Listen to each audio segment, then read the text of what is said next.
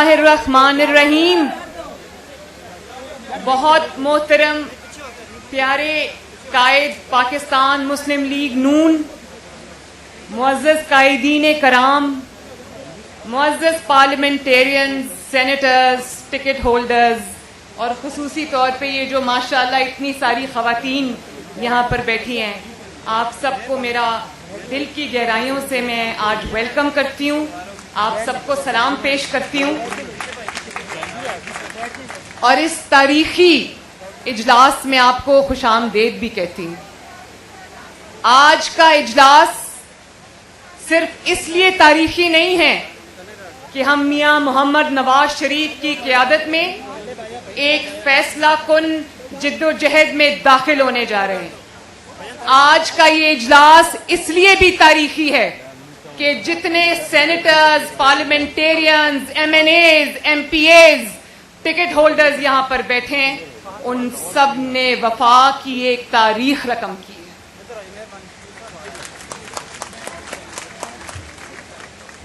आप सब ने ना सिर्फ वफा की तारीख रकम की है, बल्कि आप सब ने जिद्दोजहद की। आप सब ने पाकिस्तान का जो मुस्लिम लीग का कल्चर था, ख्वाजा आसिफ ने बिल्कुल ठीक कहा कि आपने 72 साल के बाद मुस्लिम लीग का कल्चर बदल दिया है। जिस तरह आप जुल्म के सामने, जबर के सामने, धौंस और धांधली के सामने आप खड़े रहे हैं, अपने कायद के साथ, अपनी जमात के साथ, कायद के मौक़िफ़ के साथ, कायद के नैरेटिव के साथ, अपनी बहन के साथ, आपकी अपनी बेटी के साथ, मैं आप सबको दिल की गहराइयों से ना सिर्फ सलाम पेश करती हूं बल्कि सलूट करती हूं।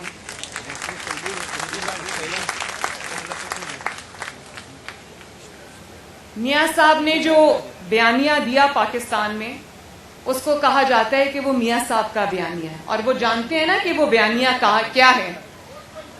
अगर उस बयानिए को सिर्फ एक नारे में समो दिया जाए तो वो है वोट को इज्जत दो। तो फिर मियां साहब तो असेंबली में नहीं है ना, मियां साहब तो ना अहल हैं, मैं भी ना अहल हूं, तो मियां साहब फिर किसका मुकदमा लड़ रहे हैं? कौम से भी ज्यादा कौम के वोट की तर्जुमानी कौन करता है? आप सब करते हैं। तो इससे ज्यादा जो कौम के साथ ज्यादती हुई है, जो वोट की इज्जत और वोट की हुर्मत पामाल हुई है, उसके सबसे बड़े गवाह यहां पर ये एमएनए, टिकट होल्डर्स और सेनेटर्स बैठे हुए हैं।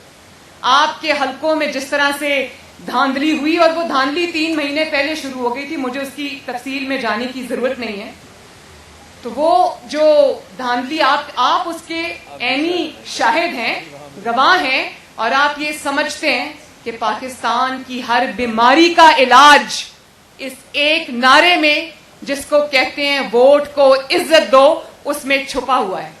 क्योंकि जब वोट को इज्जत नहीं मिलती तो फिर जो लाकर हमारे सरों पे मुसल्लत किए जाते हैं, उसमें यह नहीं देखा जाता कि उसमें लायक कौन है, उसमें कौन जो है वो मुल्क की खिदमत कर सकता है, किसके अंदर इतनी क्वालिटीज हैं। उसमें फिर एक ही चीज देखी जाती है, और वो ये देखी जाती है कि कौन कितना ताबेदार है। और जब ताबेदारों को लाया जाता है तो आज पाकिस्तान में जो महंगाई है, पाकिस्तान के अंदर जो लाकानूनियत है, पाकिस्तान के अंदर जो इंतकाम है, पाकिस्तान के अंदर जो आईनी और जो शख्सी हकूक जिनके ऊपर बिल्कुल गवर्नमेंट का कंट्रोल है, जो कि सस्पेंड हुए हैं, फिर ये होता है।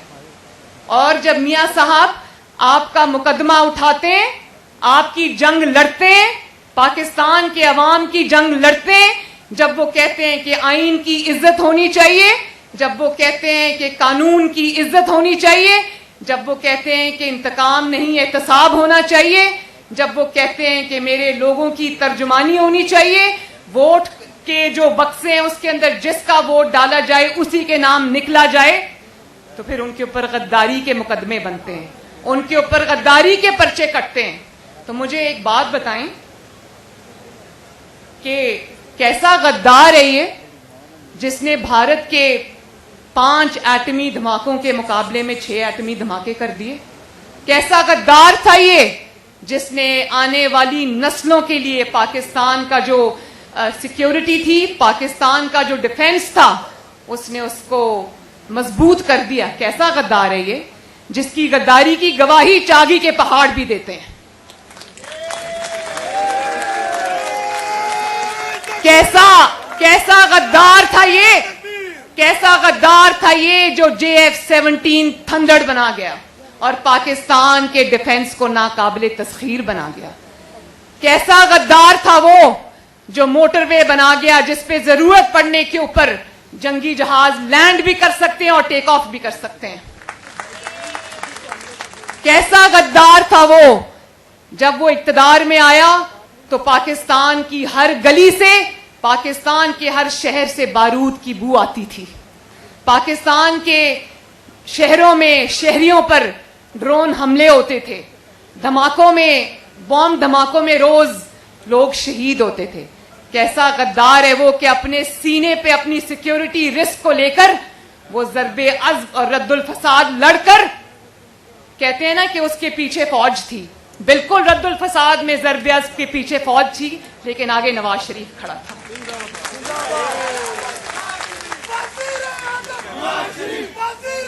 نواز شریف نے یہ نہیں کہا. کیسا غدار تھا جو ملک میں خزانہ کمزور ہونے کے باوجود اس نے فوج کو, پاکستان کی افواج پاکستان کو یہ نہیں کہا کہ اتنی بڑی بڑی جنگیں ہم لڑنے جا رہے ہیں, ہم آپ کی تنخواہیں نہیں بڑھا سکتے, ہم آپ کو پیسے نہیں دے سکتے.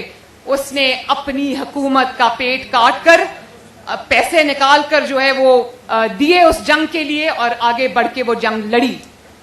کیسا غدار ہے وہ جس کو جب پاکستان ملا تو 20-20 گھنٹے لوڈ شیڈنگ ہوتی تھی, پاکستان کو روشنیاں دے کر چلا گیا. کیسا غدار تھا وہ. اور پھر بڑے افسوس کی بات ہے, کل اسلام آباد ہائی کورٹ سے یہ حکم آیا کہ اشتہاری کو اشتہاری ڈکلیئر کیا جائے اور اس کے پرچے جو ہیں اور اشتہار جو ہیں وہ جگہ جگہ لگائے جائیں. آپ لگائیں اشتہار, اس میں بے شک آپ نواز شریف کا چہرہ ڈال دیں, لیکن جب آپ غداری کا, بھگوڑے ہونے کا اشتہار لگائیں گے تو لوگوں کو اس میں جنرل پرویز مشرف کی شکل نظر آئے گی. لوگ اس میں نواز شریف کو نہیں دیکھیں گے, اس میں ان کو جنرل پرویز مشرف کی جھلک نظر آئے گی, جو آرٹیکل 6 کا مرتکب ہوا, جس کو عدالتوں نے سزا دی اور نتیجتاً کیا ہوا کہ پاکستان میں پہلی مرتبہ اس عدالت کو اس صفحہ ہستی سے مٹا دیا گیا. وہ قانون کو, آئین کو, پاکستان کے 22 کروڑ عوام کو مکے دکھاتا ہوا نکل گیا, اور کسی عدالت کی, کسی جج کی اتنی جرت نہیں ہوئی کہ اس کو للکار سکے کہ تم بھی ملک میں واپس آؤ. اور پھر کہتے ہو کہ ہم ڈھول بجائیں گے. نیب نے کل کہا کہ ہم ڈھول بجا کے اعلانات کریں گے کہ نواز شریف کو واپس لاؤ. تمہیں اتنا شوق ہے ڈھول بجانے کا تو ضرور بجاؤ, لیکن جب تم ڈھول بجاؤ گے تو آواز ڈھول کی نہیں آئے گی, آواز ارشد ملک کی گواہی کی آئے گی. جب تم ڈھول بجاؤ گے تو ڈھول میں سے جو آواز آئے گی وہ شوکت عزیز صدیقی کی گواہی کی آواز آئے گی. جب تم ڈھول بجاؤ گے تو عاصم سلیم باجوہ صاحب کے پیزے کے کاروبار کی آواز آئے گی. جب تم ڈھول بجاؤ گے تو آواز آئے گی کہ کس طرح نواز شریف کے خلاف سازشیں کرتے رہے. آواز آئے گی کہ نیب کو کچھ خاص فیس اور کچھ خاص کیس ہی کیوں نظر آتے ہیں. آواز آئے گی کہ قاضی فائز عیسیٰ جیسے اپ رائٹ جج, ان کی وائف جو سرینا عیسیٰ ہیں, وہ تو لاٹھیاں ٹیکتے ہوئے عدالتوں کے چکر لگاتی ہیں, FBR کے باہر کھڑی ہو کے انتظار کرتی ہیں, لیکن جنرل عاصم سلیم باجوہ کی وائف عمران خان صاحب کی بہن, ان کو تو کوئی عدالت, کوئی نیب بلانے کی جرت نہیں کر سکتا. اور جب آپ ڈھول بجائیں گے تو ابھی کل جو انکشافات آج میاں صاحب نے آپ کو اسکرین پہ دکھائے ہیں, تو اس میں جو بشیر میمن صاحب ہیں ان کی گواہی کی آواز آئے گی. نواز شریف کی آواز تو آپ نے بند کر دی, نواز شریف کی تقریر ٹی وی پہ دکھانے کی اجازت نہیں ہے, لیکن نواز شریف کی آواز اب ٹی وی پر دکھانے کی ضرورت بھی نہیں ہے. نواز شریف کا مقدمہ گلی گلی, محلے محلے, घर घर पहुंच चुका है। अब आवाज उसकी बंद करोगे कि तो उसकी आवाज गूंजेगी इंशाअल्लाह। और नवाज शरीफ की आवाज उस गली मोहल्लों घरों तक पहुंचाने में मीडिया का किरदार तो है, मियां साहब के नैरेटिव का किरदार तो है, आप सबका है, लेकिन सबसे ज्यादा जिस चीज ने आवाज वो गली गली पहुंचाई है वो नवाज शरीफ के साथ होने वाले जुल्म ने वो आवाज गली गली पहुंचाई है।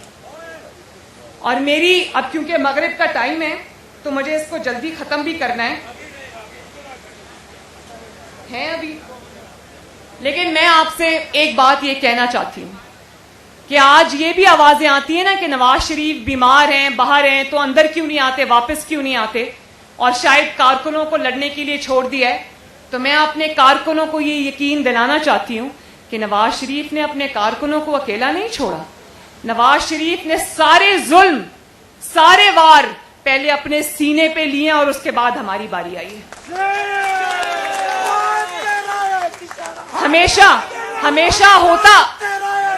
हमेशा होता ये कि कारकुन जब कुर्बानी देने का टाइम आता है तो लोग कंटेनर में छुप जाते हैं और कारकुनों को, निहत्ते कारकुनों को आगे कर देते हैं। इस दफा ये हुआ कि नवाज शरीफ ने सारे वार पहले अपने सीने पे सहे। नवाज शरीफ ने 70 साल की उम्र में, नवाज शरीफ ने इस बीमारी के हाल में, एक दफा नवाज शरीफ को अडयाला जेल में हार्ट अटैक हुआ और एक दफा नैब की कस्टडी में हुआ। वो सब नवाज शरीफ ने पहले अपने ऊपर सहा और उसके बाद उसने कारकुनों को आवाज दी। और आज भी उन्होंने जब आवाज दी है तो उन्होंने ये नहीं किया कि वो लंदन में बैठे, उन्होंने अपनी बेटी को, अपनी निहत्ती बेटी को कारकुनों की सफ में पहले खड़ा किया।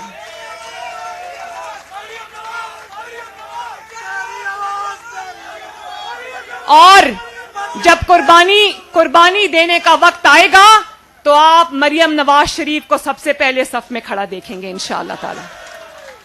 नवाज शरीफ एक मशरकी वालिद हैं, वो एक मशरकी वालिद हैं, बहुत मोहब्बत करने वाले शफीक वालिद हैं और अपनी बेटी के लिए वो ओवर प्रोटेक्टिव हैं। लेकिन वो उस आदमी का आप जज्बा देखें, उस इंसान का जज्बा देखें कि जिसको जरा सी आहट पे होता था कि मुझे गिरफ्तार ना कर लें, कहीं बेटी को कोई गिरफ्तार ना कर ले, उन्होंने मुझे फोन करके कहा कि बेटी अपना बैग तैयार करो, अगर गिरफ्तार हो तो सीना तान के जाना और घबराना नहीं, क्योंकि जब इस तरह के हथकंडों पे ये उतर आते तो इसका मतलब है कि हुकूमत के दिन थोड़े हैं। और आखिर में मेरे साथ वादा करें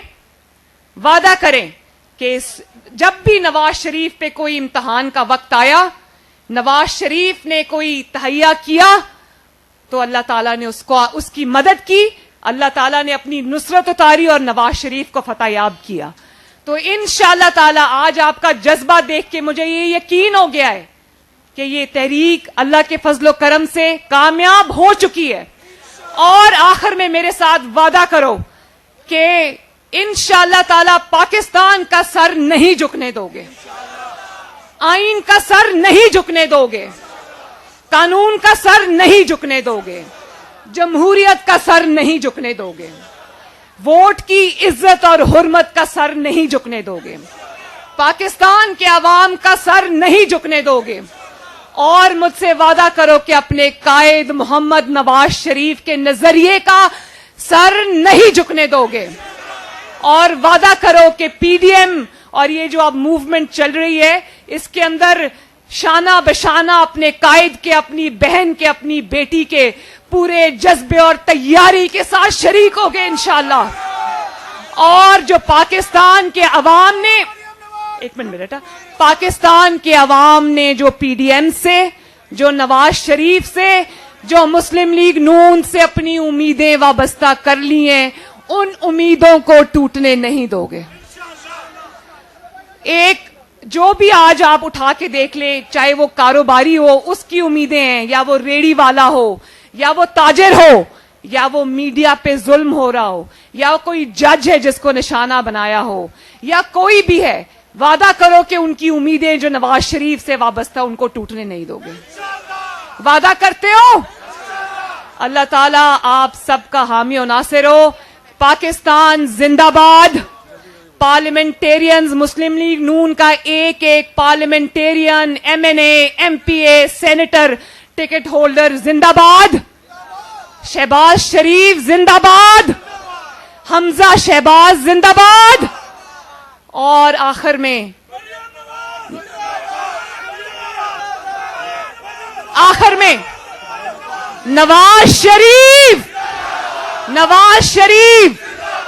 नवाज शरीफ जिंदाबाद, पाकिस्तान मुस्लिम लीग नून जिंदाबाद। बहुत बहुत बहुत शुक्रिया।